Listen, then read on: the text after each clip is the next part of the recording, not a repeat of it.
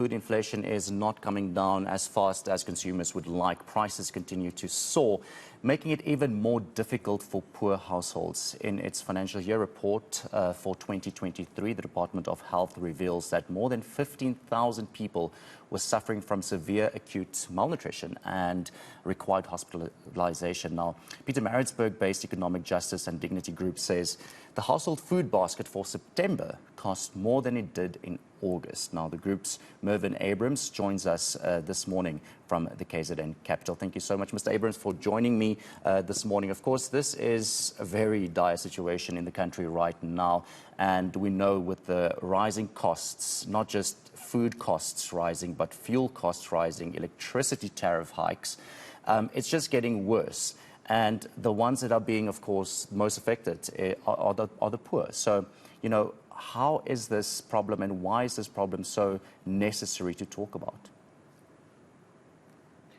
So good morning and thank you for having us on eNCA this morning.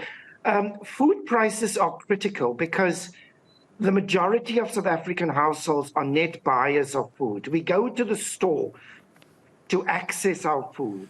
And in order to access that food, we need to have money to pay for it. So really food prices and the amount of money we have in our pockets, or the wages we have, really determine how much food a household can access.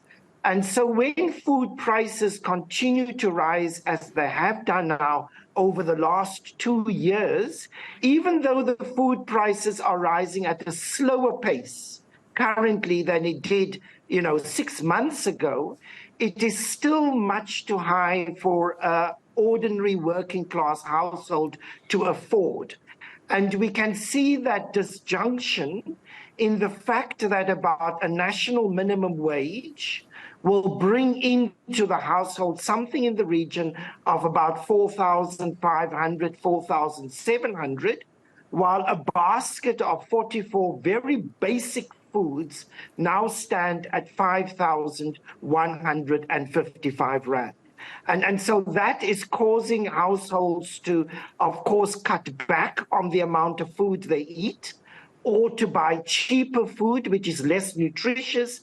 And that is connected then to what you've mentioned, this acute malnutrition, where we are seeing particularly children being hospitalized at much bigger rates than even that 15,000 that the health department mentioned last year. Mr. Abrahams, of course, we know that fuel is definitely another issue, and we know that fuel hikes are also taking place again tonight or from 12 a.m. So it is also one of those things that you need to take into consideration when it comes to how much, poor households are spending when it comes to transport. I think if I looked at those figures, a person can spend almost half of their salary, which is also not a lot, almost half, if not more than half of their salary on transport alone, which leaves them with even less money to then buy nutritious food. How big is this problem? And this is definitely also something I think that we need to be able to look at and understand. Yes, so it's a structural economic issue, as you correctly said.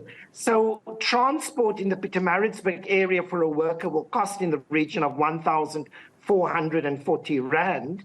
Now, and if you take electricity with that, another 1,000 rand, then you can see about 57% of the wage already just goes on those two essential services.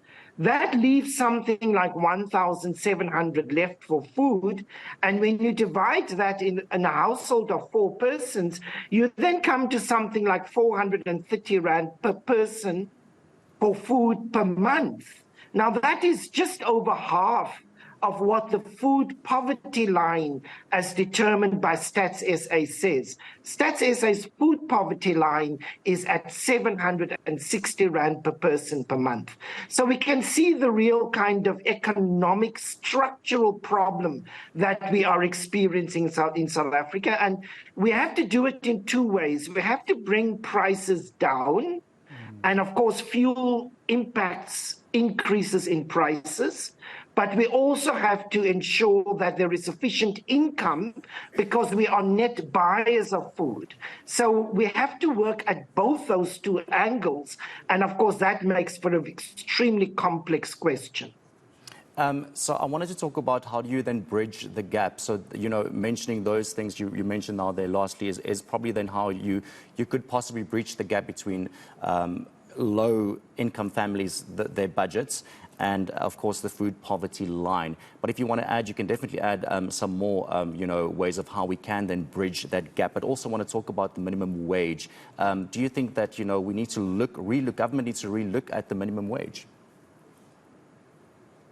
So it is our view that we actually have to move the minimum wage to a higher plateau. Now, there would be disagreements within the economic sector around that. Some people will say, well, companies can't afford that. On the other hand, one of the major factors impacting, for instance, the chicken industry is that there is weak demand. People do not have enough money in order to purchase enough of the goods and services in the South African economy. And that's also contributing to unemployment. So actually, when it comes to the national minimum wage, we have to elevate it. We have to move it to a higher plateau in order to create greater demand so that people can spend money. Money spent is money that will create more money and will create more economic activity. And in South Africa, we do not have that. And that can be directly tied to the national minimum wage. So we are hoping that the National Minimum Wage Commission will do next year what it has done this year, and that is to increase the national minimum wage above the headline inflation wage, which means that it becomes more real in terms of real income for households. All right. Thank you so much, Mr. Mervyn Abrahams from the Pietermaritzburg Economic Justice and Dignity Group.